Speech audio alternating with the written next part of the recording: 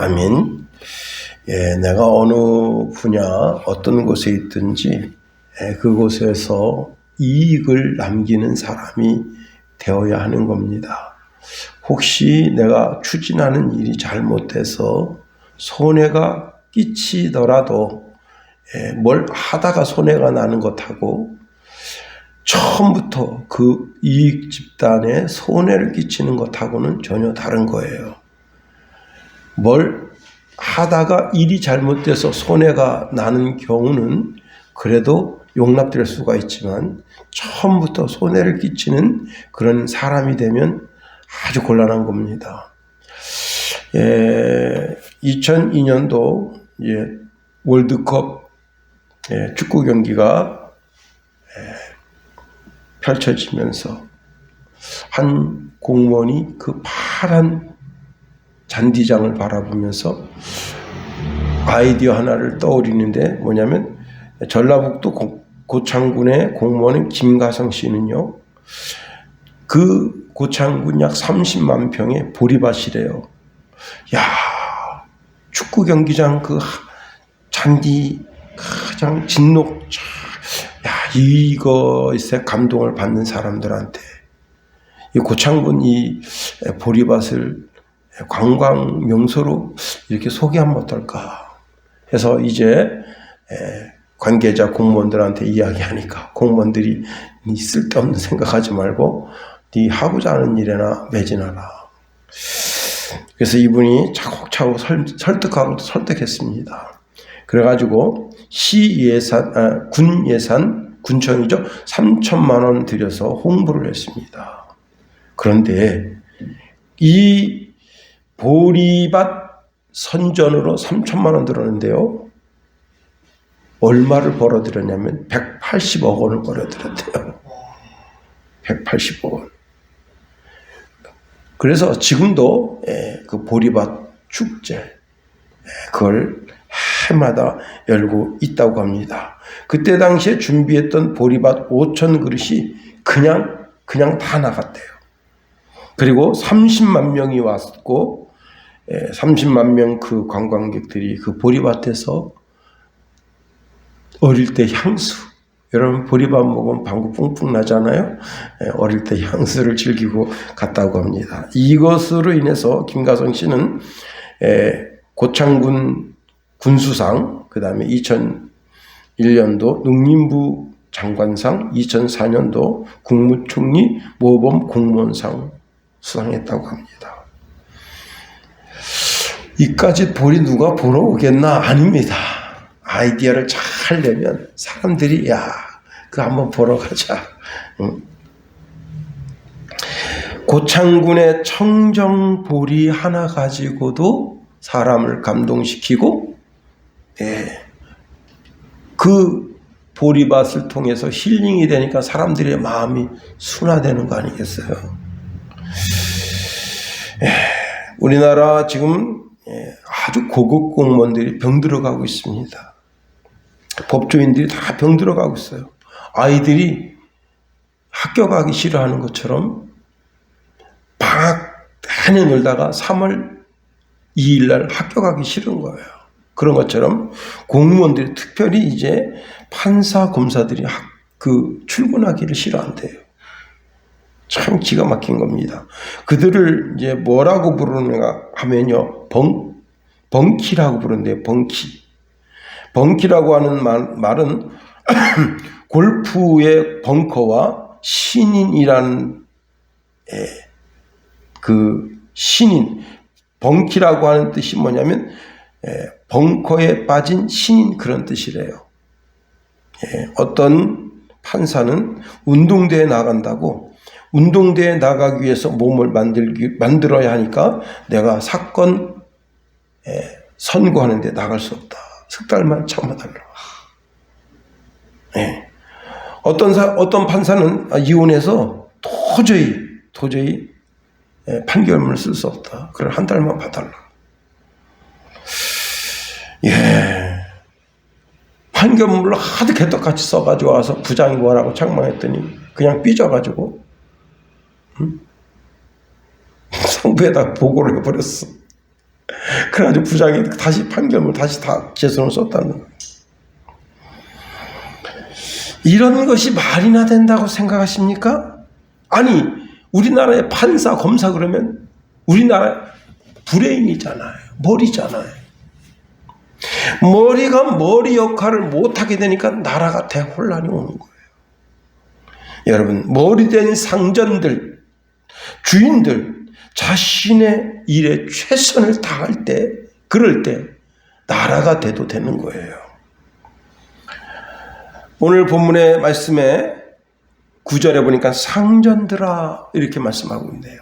오늘 8절과 9절을 통해서 상전들에게 주시는 말씀이에요. 상전들에게.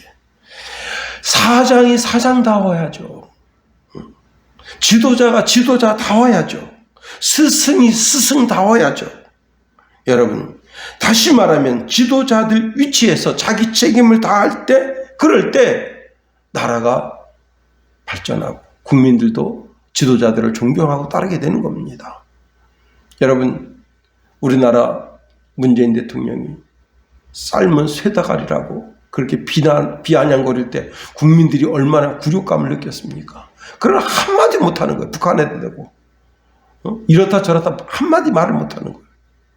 그러니 국민이 뭐예요? 그 삶은 쇠다가리 밑에 있는 게 국민 아니에요. 그 국민을 모욕하는 건데 거기다 대고 한마디 말도 못하고 북한에다 찍소리도 못하는 그게 지도자가 아닌 거예요. 당당하게 난 단돈 1원도 못 주겠다. 너희들이 계속 핵 개발을 하겠다면 단돈 1원도 못 주겠다. 아, 왜 배짱있게 그런 말 못합니까? 그 단돈 1원도 주지 말고 강경하게 대처하라. 얼마나 멋있어요. 지도자가 지도자답죠. 예전에 혀 짧은 스승님이 계셨어요. 이분이 바람풍을 해야 되는데 혀가 짧으니까 빠담풍 돼요. 빠담풍. 애들이 다 빠담풍 그러니까 난 이놈들 다 빠담풍 해야 돼. 빠담풍. 그러니까 예 선생님 빠담풍 했다는 거예요. 지도자가 올바라야 된다.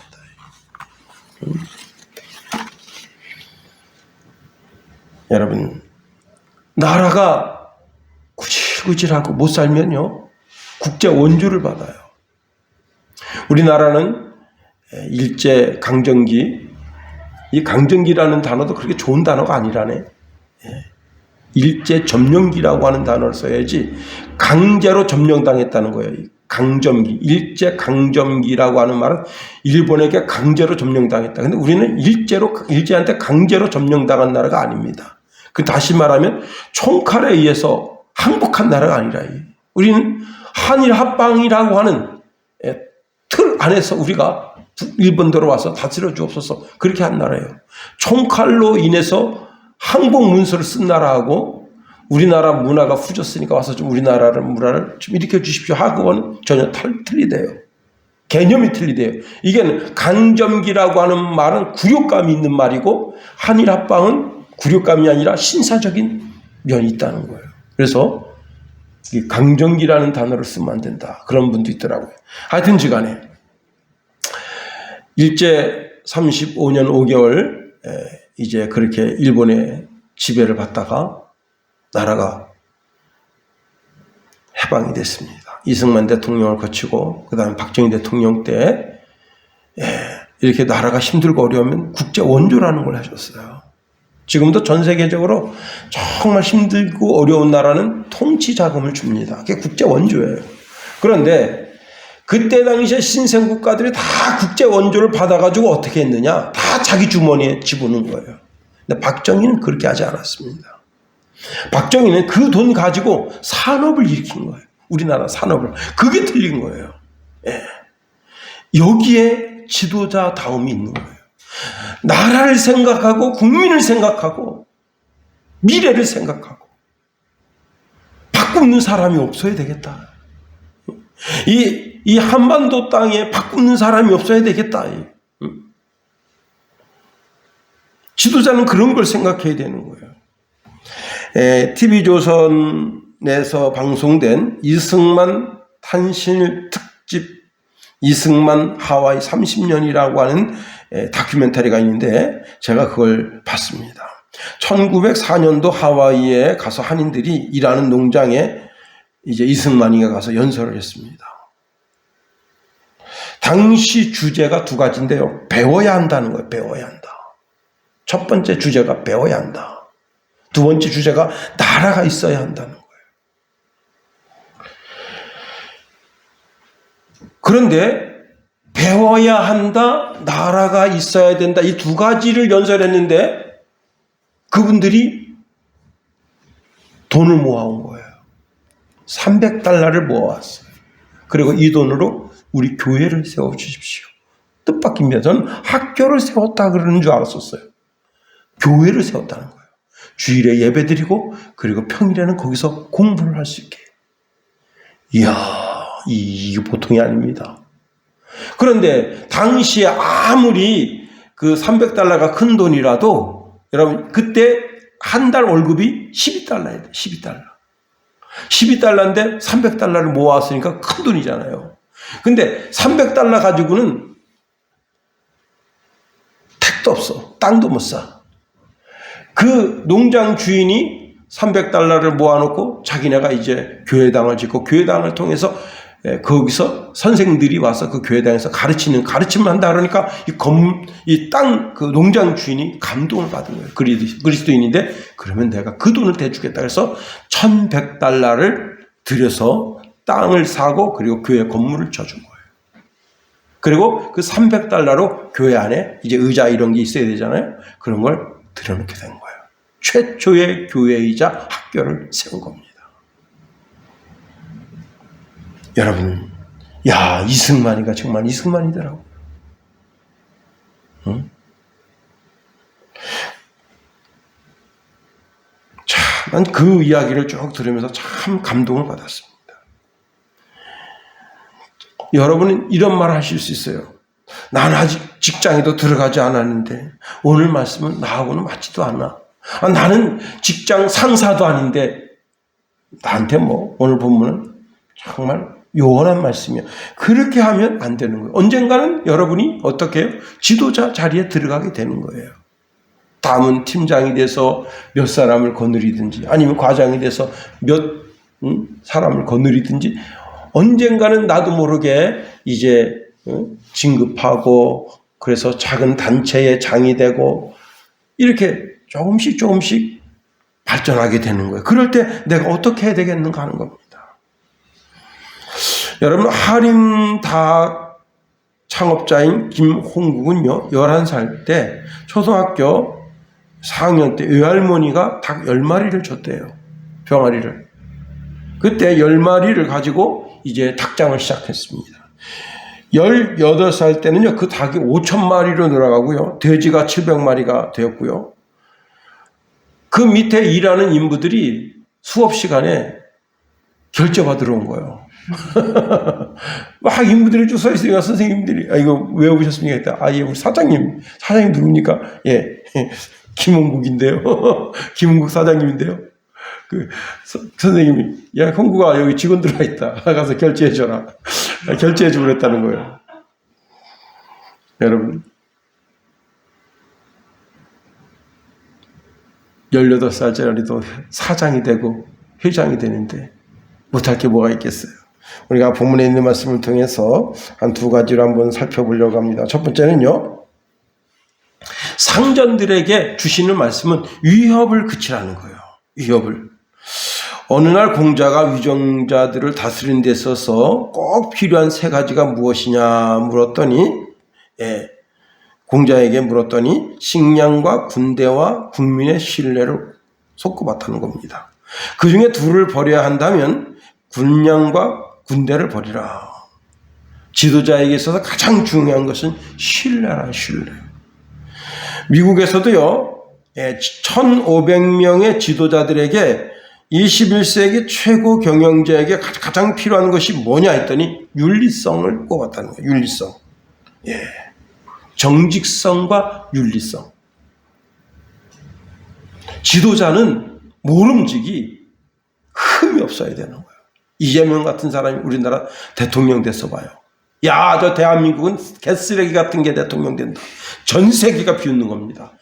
야, 다른 건 몰라도요. 검사사칭했다. 이게 얼마나 부끄러운 거예요. 참 부끄러운 겁니다. 자기 형수한테 그렇게 쌍욕을 해대고 자기 형님을 정신병원에 집어넣고 자기 형님을 정신병원에 집어넣는 놈이 정신병자예요. 그게. 그 측근에 있는 사람이 5사람이나 자살하고 정말 지도자는 깨끗한 양심, 깨끗한 삶이 있어야 되는 거예요. 상전, 즉 회사 주인은 어떤 생활을 해야 되느냐 보니까 위협을 그치라. 위협. 그런데 옛날 성경에는 이 위협을 그치라는 단어가 공갈을 그치라 그렇게 돼 있어요. 공갈, 위협을 그치라. 협박하지 말라는 거예요. 사원들에게. 상전들은 자신들이 소유한 사회적 지위나 권력을 이용해서 종들을 위협하면 안 된다는 거예요. 이 종들이 누구라 그랬어요? 지금 현대 시스템에서 보면 너나 나나 동일한 자유인으로서 주인과 그 밑에 사원이지만 사도 바울이 이 말씀을 쓸 때는 이것은 노예와 주인 사이예요. 노예는 어때요? 종과 노예는 틀립니다. 노예는 생사 여탈권이 주인에게 있는 거예요. 그런데도 사도 바울은 그 상전들, 그리스도인 상전들에게 너 속에 있는 그 하인들, 노예들을 위협하고 협박하지 말라. 그 권면을 주고 있는 겁니다. 특별히 이제 이스라엘 사람들은요, 조금 다른 개념의 종 또는 노예라 할 수 있는데, 내가 이제 빚을 이렇게 졌어요. 빚을 졌는데 빚을 못 갚았어. 그러면 10년 동안, 10년이 50년에 한 번씩 오거든요. 50년에 한 번씩 오는데 그 50년 되면 그 희년이라고 해서 그때는 모든 종들을 다 풀어주는 거예요. 그리고 그 사람이 원래 집, 원래 토지를 다 돌려주는 거예요. 자식들도 다 돌려주는 거예요. 네. 그래서 레위기서 25장 39절에서 40절에 보면 너는 그 종들을 엄하게 부리지 말라는 거예요. 왜? 어차피 다 같은 형제다 이거예요. 그리고는 레위기 25장 43절에 보니까 너는 그를 엄하게 부리지 말고 내 하나님을 경외하라 말씀을 주고 있습니다. 엄하게 부리지 말라고 하는 것은 무자비한 태도로 행동하지 말라는 겁니다. 왜? 인간과 관계 속에서 무자비한 마음, 자비가 없는 그런 악한 마음으로 상대방을 대하게 되면 여러분, 폭력이나 그 무자비한 폭력이 결국은 하나님의 진노를 불러 일으키게 되는 거예요. 그러므로 권력을 이용한 폭력이 아닌 사랑과 자비로 다스려야 된다는 겁니다. 사랑과 자비로 다스린다 그래서 그것이 무슨 봉사 수준으로 그게 아닙니다. 충분히 사랑과 자비로 다스리며 내가 목적하는 바 그 일의 목표를 이룰 수 있다는 거예요. 두 번째로 주인과 그리고 하인, 주인과 노예는 같은 상전이 있다는 사실을 알라는 겁니다. 그래서 오늘 본문의 9절 중반절에 보면 이는 그들과 너희의 상전이 하늘에 계시다 그랬습니다. 여기에 그들은 주인이고 너희는 종들이죠. 자, 주인들의 주가 계신다는 거예요. 모든 종들의 주가 계시다. 모든 주인들의 종이 계시고 모든 종들의 주인이 계시다 하는 겁니다. 예수님께서 아주 재미있는 말씀을 마태복음 22장 41절 이하에 말씀하시는데 당시 바리새인들이 모였습니다. 이때 예수님이 이렇게 질문하셨어요. 너희는 그리스도에 대하여 어떻게 생각하느냐? 누구의 자손이냐? 하니까 바리새인들이 당당하게 다윗의 자손입니다. 그랬습니다. 예수님은 그리스도는 다윗의 자손이죠. 그래서 마태복음 1장 1절에 보면 아브라함과 다윗의 자손 예수 그리스도의 계보라 그렇게 돼 있어요. 분명히 족보가 보여주는 것은 예수님은 다윗의 족보에 나온다는 거예요. 다윗의 후손으로 나온다. 이게 아브라함의 후손으로 나온다. 그래서 자, 지금 바리새인들이 말한 그 답이 정답일 수가 있어요.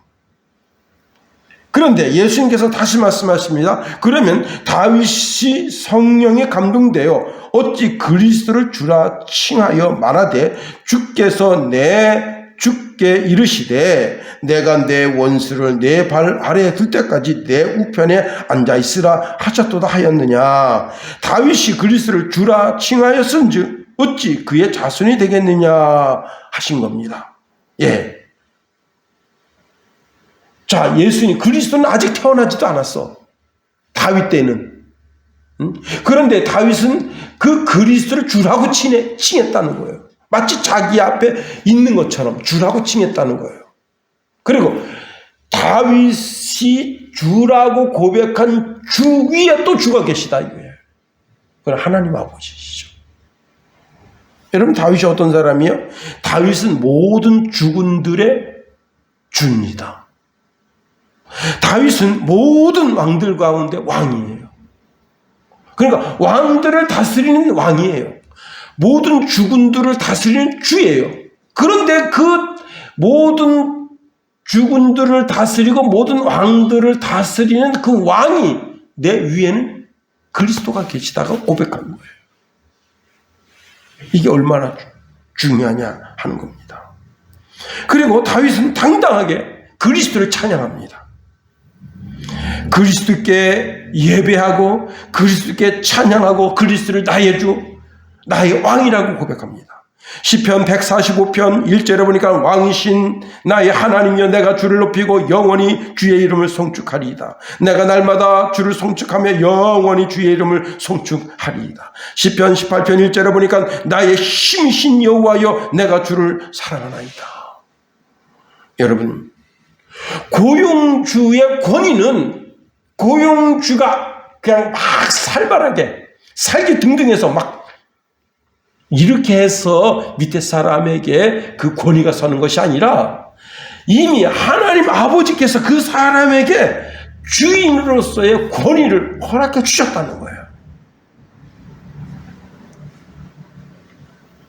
그러므로 주인이 그 종들에게 명령을 내립니다. 이렇게 오늘은 이런 작업을 하라. 여러분, 윤석열 대통령이 이제 4월 달에 미국을 방문하는데 미국에서 레이디 가가하고 우리나라 핑크 블랙핑크 그래. 블랙핑크 이렇게 해서 공연하자 그랬는데 아마 블랙핑크가 아마 힘들 것 같다 그런 얘기가 나오는 것 같아요.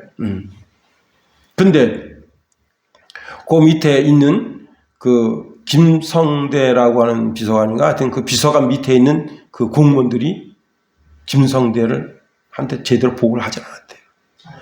미국에서 8번이나 타진을 했는데 엉뚱한 라인을 통해서 그게 윤석열 대통령 귀에 들어간 거예요. 그래서 지금 김성대라는 사람 물러난 겁니다.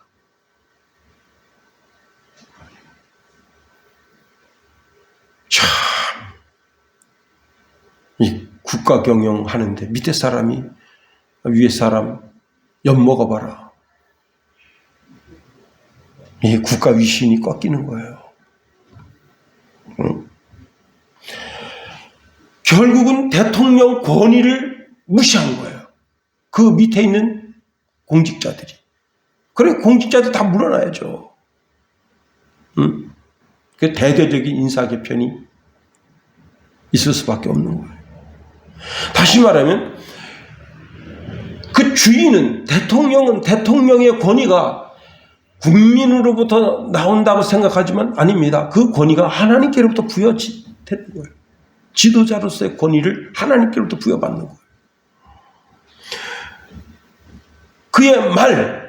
그의 말이 천당부당한 그런 명령이 아니라면 그 명령에 따라야 되는 거예요. 그렇습니다. 여러분, 내가 사장이고 내가 주인이기 때문에 내 권세, 내 권위대로 막 한다. 그게 아닌 거예요.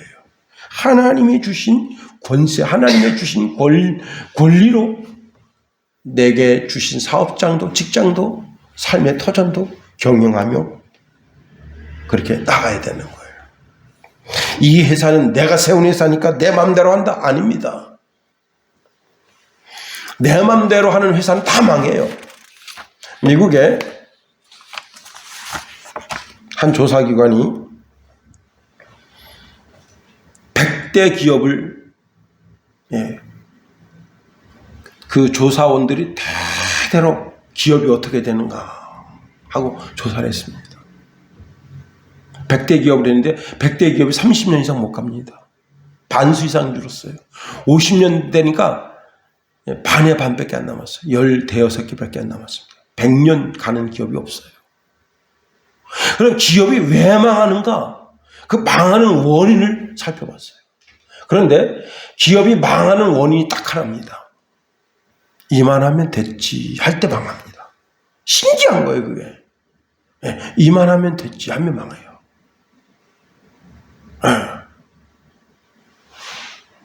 그래서 그 보고서에 의하면요, 100대 기업 중에 남아있는 게 7개인가 남아있대요. 대한민국은, 조사를 안 했어요. 그런데, 그렇대요. 이만하면 됐지. 그게 뭐예요? 회장이, 사장이 자만한 거예요. 이만하면 됐지. 그리고 그 사람이 자서전 쓰면 망한대요. 신기하게.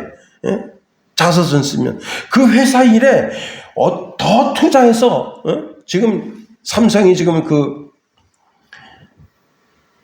어마어마하게 투자를 하고 있잖아요. 지금 현재 삼성전자의 3배, 4배 정도 되는 그런 그러니까 시내버스가 한 번 이쪽 끝에서 이쪽 끝으로 가려면 30분 가야 되는 그런, 평택에다 지금 짓고 있답니다. 시내버스가 30분 걸려. 회사 안에 시내버스가 다니는 거예요. 30분 걸려. 삼성 진짜 통 큽니다. 미래적으로 바라보면서 투자하는 거예요. 지금 삼성이지만 10년 뒤, 20년 뒤에 삼성 그 브랜드가 계속 남아있으려면 투자해야 된다 이거예요. 이만하면 됐지. 그러면 내 이름은 망하는 거예요. 그렇습니다.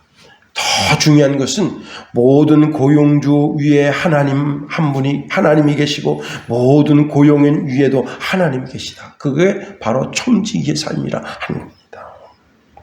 사장은 이것은 내 회사니까 아닙니다. 하나님의 회사라는 인식을 가지고 있어야 돼요. 그래서 하나님의 경영 방침대로 경영해야 되는 거예요. 직원도 이 회사에 고용됐습니다. 난 단지 고용인이라고 생각하지 말고 하나님에 의해서 고용돼서 내가 이 자리에 있다 생각하면 참 마음 편한 거예요. 여러분, 돈도 내 돈이 아니고 건강도 내 건강이 아니고 내 몸도 내 것이 아니고 내 재능도 내 것이 아니고 모든 것 하나님께서 주신 것이다 생각하고 자기에게 주어진 그 일에 최선을 다하면 그 사람은 하나님이 기뻐하시는 사람이 되는 겁니다. 그렇습니다. 세 번째로, 이렇게 주인도 하나님의 주권을 인정하고 노동자도 하나님의 주권을 인정하고 나아갈 때 하나님께서 그 주인에게도 복을 주시고 노동자에게도 복을 주신다는 거예요. 평범했던 농부가 전설의 사냥꾼이 된 이야기가 있습니다. 2009년도에 김해시에 전홍용이라고 하는 남자는요, 배추 농사를 졌는데 배추 농사 짓고 밭에 갔더니 배추를 누가 다 뽑아 먹어버렸어요. 다 갉아 먹어버렸어요. 뭔가 봤더니 누트리아입니다. 누트리아가 와가지고 죄다 갉아 먹었어요. 너무너무 화가 난 거예요, 그 사람이. 자, 그런데 이 누트리아를 잡기 위해서 어떻게 해야 되겠어요? 누트리아에 대해서 배워야 될 거 아니에요. 그래서 누트리아에 대한 책을 다 모았어요. 근데 별로 없어.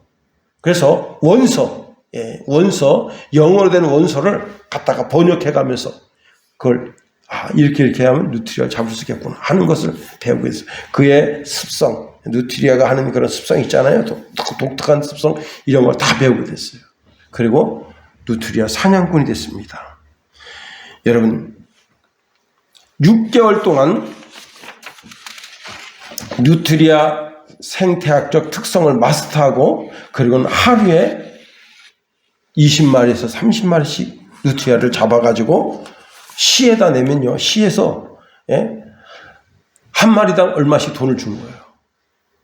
그런데 이 사람이 매일 20마리, 30마리 잡아오거든. 그래서 시에서 야, 이 사람 이거 집에서 누트리아를 길러가지고 이거 매일 20마리, 30마리씩 갖다가 시로 가져오는가 보다. 그래가지고 그 집을 급습해서 다 뒤져봤더니 한 마리도 안 나왔어.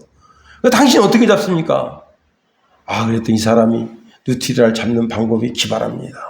그래서 이 사람을 누트리아 잡는 반장을 시키고 그 밑에 직원을 4명을 두게 된 거예요. 그래가지고 이 사람이 여러분 2016년까지 약 1만 마리 정도를 잡았대요. 참. 여러분 디모데전서 4장 15절에 보면 이 모든 일에 전심전력하여 너의 성숙함을 모든 사람에게 나타나게 하라 했습니다. 여러분 내 삶 속에서 누트리아가 배추 먹는 것 보고 그럴 수 있지 뭐. 그리고 가만히 있었으면 그 사람은 오늘의 주인공이 못 되는 거예요. 그러나 자기 분야 자기 일에서 정말 최선을 다하고 계속해서 배추 다 갉아먹고 벼 다 갉아먹고 무 다 갉아먹고 밭을 그냥 다 쑥대밭 만들어 놓으면 어떡합니까? 응? 나는 농부로서 그것 통해서 내가 먹고 살아야 되는데 그러니까 그 일에 최선을 다하고 전심전력해서 성숙함을 드러내는 거 아니에요. 세상 사람도 그 사람이 참 누트리아를 잘 잡았어. 그래서 인정해 주는데 하나님도 그 사람을 알아주신다 하는 겁니다. 오늘 본문 8절에 보면 이런 말씀을 주고 있어요. 이는 각 사람이 무슨 선을 행하든지 종이나 자유인이나 주께로부터 그대로 받는 줄 알미라. 그대로 받는 줄 알미라. 이 말은요 미래적 시상으로 쓰여져 있는데 반드시 하나님께로부터 보상의 날이 있다는 거예요. 주인은 주인으로서 자기 맡은 바 일에 최선을 다하고 자기 밑에 있는 부하 직원들, 그 부하 직원들을 건사하고 다스릴 때 자비와 사랑으로 그들을 다스리고 건사하면서 여러분 미국의 일본의 손정희 씨가 택시업을 할 때 택시업에 종사하는 사람들이 날마다 사고가 나요. 그래서 택시업 하는 사람들이 너무너무 손해가 나니까 막 다들 진절머리를 나는 거예요. 그래서 이 사람이 손정희 씨가 왜 이렇게 택시 하는 사람들이 사고를 많이 내는가 하고 그 사람들을 삶을 보니까 이 사람들이 월급이 너무 작아가지고 투잡, 쓰리잡을 안 하면 먹고 살 수가 없어요. 그러니까 택시는 알바와 비슷한 거, 알바. 이걸 빨리 끝내고 또 가서 또 다른 일을 하고 그걸 또 빨리 끝내고 가서 또 다른 일을 해요. 그리고 밤새 택시한 사람이 밤에 그렇게 밤새고 와서 잠을 자야 되는데 잠을 못 자는 거야. 그러니 이제 막 손눈 뜨고 와서 또 운전대 잡으니까 사고 나는 거야. 그래서 집이 안정화돼야 되겠다. 그래가지고 집을 줘가지고 그 사람들한테 무상으로 우리 택시회사 사람들은 이런 환경에서 잠을 자야 됩니다. 그래서 그 밀실을 만들어준 거야. 빛이 하나 낮에 자더라도 빛이 하나도 안 들어오는 밀실을 만들어주고 거기서 잠을 자게 하고 그 다음에 월급 올려준 거예요. 다른 투잡, 쓰리잡 안 해도 충분히 먹고 살 수 있게끔 월급 올려준 거예요. 너는 택시 운전하는 일에 최선을 다해라. 우리 회사는 너를 위해서 최선을 다하겠다. 네 후생복지에서 그리고 자녀들 그 공부하는 것에 대해서 그 뭐 등록금 때문에 막 쩔쩔쩔 매고 그렇게 하지 않게 다 후생복지를 해주겠다. 여러분 어떻게 됐습니까? 일본을 잡아먹은 거 아니에요. 사장인네 너놈들이 뭐 어떤 생활을 살든 투잡, 쓰리잡, 허잡을 하든 내가 무슨 상관이야. 그리고 신경 딱 끊고 그냥 나는 돈만 벌면 된다. 그렇게 했으면 됐겠어요. 그렇게 하니까 그 사람들이 안정적으로 집에서 잠 푹 자고 그리고 이제 개운한 마음으로 운전대 잡고 그렇게 사고 확 줄어버린 거예요. 여러분, 세상 일에도 최선을 다할 때 거기에 대한 보상인데 하물며 하나님께로부터 왜 보상이 없겠습니까? 여러분, 이 그대로 받을 줄 알미라라고 하는 것은 미래적으로 그리스도께서 이 땅에 재림하실 때 반드시 보상이 있겠다는 거예요. 하나님은 우리가 행동한 대로 보상해 주시는 분이시다는 겁니다. 우리가 직장에서 최선을 다해야 할 이유가 바로 여기 있다는 거예요. 직장에서 최선을 다할 때 직장 상사가 참 잘하셨습니다, 보너스도 주지만 하나님도 그걸 알아주신다는 거예요. 많은 사람들이 생각합니다. 교회에서 찬송하고 예배하고 가르치고 교회에서 찬송하고 성가대도 서고 뭐 이렇게 주방에 가서 헌신하고 봉사하고 그런 거 하나님 알아주시지, 내가 직장에서 하는 거 하나님 뭘 알아주시겠어? 아닙니다. 마태복음 25장에 보면요, 거기에 왼편에 있는 사람과 오른편에 있는 사람이 있습니다. 오른편에 있는 사람은 하나님의 영광을 위한 삶을 사는 거예요. 하나님의 영광을 위한 삶을 살았다고요. 예배 잘 드린 게 아닙니다. 하나님이 예배 잘 드렸다고 해서 오른편에 있게 한 게 아니에요. 오른편에 있는 사람들은 삶이 하나님의 영광을 위해 사는 거예요. 병든 사람이 있습니다. 그 병든 사람 돌보는데 하나님 영광을 위해서. 굶주린 사람이 있습니다. 그 사람을 돌보는데 하나님 영광을 위해서. 내가 직장에 가서 일을 합니다. 일을 하는데 그 일을 통해서 하나님 영광을 위해서. 친구와 대화를 합니다. 대화를 통하여서 하나님의 영광을 위해서. 모든 하나님 영광에서 사는 거예요. 좌편에 있는 사람들이 있습니다. 그 사람들은 똑같이 어떤 사람이 병원에 입원했습니다. 그런데 자기 영광을 위해서. 어떤 사람이 교도소에 갇혔습니다. 자기 영광을 위해서. 그래서요, 오른편 있는 사람에게 하나님 아버지께서 이렇게 말씀하십니다. 그때의 임금이 그 오른편에 있는 자들에게 이르되 내 아버지께 복받은 자들이여 나와 창세로부터 너희를 위하여 예비된 나라를 상속받으라. 하나님께로부터 복받을 대상자가 된다 하는 겁니다. 여러분, 우리가 이것 하나만으로도 우린 기뻐할 수 있어야 되는 거예요. 왜?